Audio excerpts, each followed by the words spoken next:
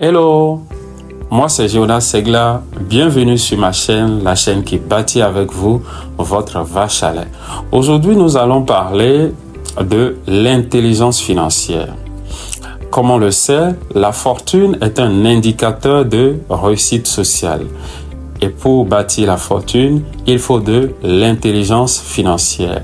L'intelligence financière apparaît donc comme un pilier de réussite personnelle, de croissance personnelle pour bâtir la fortune. Que vous soyez une personne physique ou une personne morale, votre capacité à juger de la qualité d'une affaire sera proportionnelle à votre niveau d'intelligence financière. Voilà comment je plante le décor avec cette paraphrase de Robert Kiyosaki. On peut alors se demander, l'intelligence financière, qu'est-ce que c'est? Ou quels sont les facteurs de l'intelligence financière? Dans son ouvrage, dont la version française est « Augmenter votre intelligence financière », Robert Kiyosaki distingue 5 facteurs de l'intelligence financière. Le premier, comment gagner davantage d'argent. Le deuxième, comment protéger son argent. Le troisième, comment gérer son argent. Le quatrième, comment faire fructifier son argent. Et le cinquième, comment améliorer son information financière.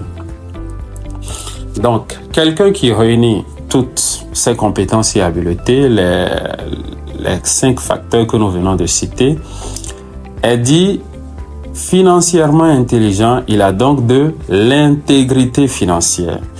Nous allons commencer avec le premier facteur. Comment gagner davantage d'argent? Première leçon. Pour gagner davantage d'argent, vous pouvez par exemple choisir l'option des voyages. Vous voyagez avec un esprit ouvert pour découvrir de nouvelles perspectives, des possibilités d'extension de votre business, des possibilités de partenariat pour découvrir des occasions d'affaires. Et sur ce plan, on peut citer par exemple le fabricant de la valise à roulettes.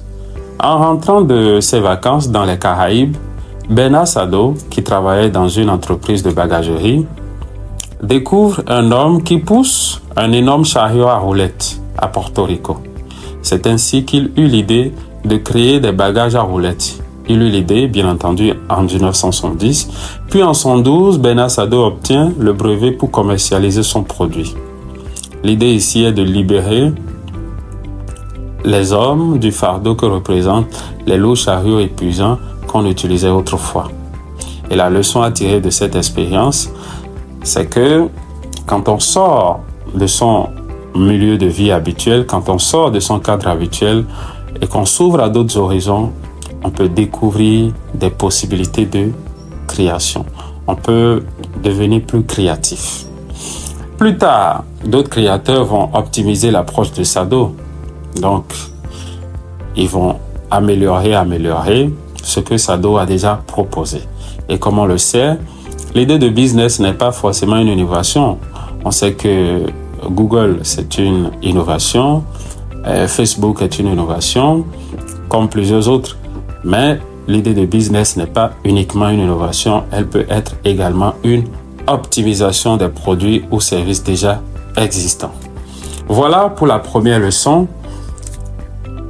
Pour gagner davantage d'argent, on peut choisir l'option des voyages. On aborde ainsi la deuxième leçon. L'un des moyens de gagner davantage d'argent est de vendre une compétence que vous avez déjà acquise, de façon consciente ou de façon inconsciente. En général, lorsqu'il s'agit d'une compétence inconsciemment acquise, les gens autour de vous l'ont déjà constaté et vous en ont peut-être parlé. Dans ces conditions, il faut en prendre conscience à temps pour l'améliorer et l'employer au service de ceux qui en ont besoin. Au début, vous pouvez utiliser une stratégie de prix qui vous permet de bâtir une notoriété certaine avant d'augmenter les prix au fur et à mesure que votre produit ou service progresse en termes de qualité. La troisième leçon que je développe ici, c'est que vous pourriez par exemple faire un deuxième boulot, un deuxième ou un troisième boulot pour acquérir et développer des compétences en vente, en marketing, en management, en négociation, ainsi de suite. Et je peux vous le garantir, des compétences en vente, en marketing, en management, ce sont de très bonnes options pour gagner plus que d'habitude. Faites-le gratuitement si les offres disponibles ne sont pas payantes. Parce que ces trois compétences, comme beaucoup d'autres, sont essentielles pour la réussite entrepreneuriale. À propos de la vente et du marketing, Robert Kiyosaki déclare « Je ne connais aucune autre compétence aussi importante que la vente si ce n'est le marketing. » Plus tard, Jordan Belfort se place dans une perspective similaire et dit à propos de la vente que le simple fait est que la capacité de conclure une vente est la distinction la plus importante pour avoir du succès et devenir riche si vous maîtrisez ce savoir-faire au plus haut niveau. On connaît l'histoire de Jordan Belfort. On sait qu'il a eu des pages noires de sa vie, mais on ne peut pas ignorer le fait qu'il était un excellent vendeur de Wall Street. C'était un excellent trader. Concernant le management, John Rockefeller, l'homme le plus riche des temps modernes, affirme, je cite, « Je paierai davantage pour la capacité de s'entendre avec les gens que pour n'importe quelle autre capacité sur cette terre. » Fin de citation. En définitive, ces propos montrent à quel point vente, marketing et management occupent une place fondamentale si l'on veut gagner davantage d'argent. La quatrième et dernière leçon que je propose sous cette rubrique de comment gagner davantage d'argent, c'est ceci. L'analyse des résultats de votre entreprise. Si vous êtes une personne morale, l'analyse des résultats de votre entreprise devait être une tâche obligatoire pour une percée plus phénoménale. Vous pourriez faire de l'analyse interne de l'environnement, analyser la démographie, l'économie, la culture, le climat, la société, l'écologie, la technologie, la politique, les lois fiscales, ainsi de suite. Vous pourriez également faire de l'analyse interne de votre entreprise. Et l'analyse interne prend en compte l'analyse du mix de marketing, c'est-à-dire le produit, c'est la théorie des 5 P, le produit, le prix, la place ou le lieu de distribution, la promotion ou la communication et le personnel qui est en contact avec la clientèle. Donc, l'analyse du mix de marketing, l'analyse du management de marketing, ainsi que l'examen des orientations stratégiques.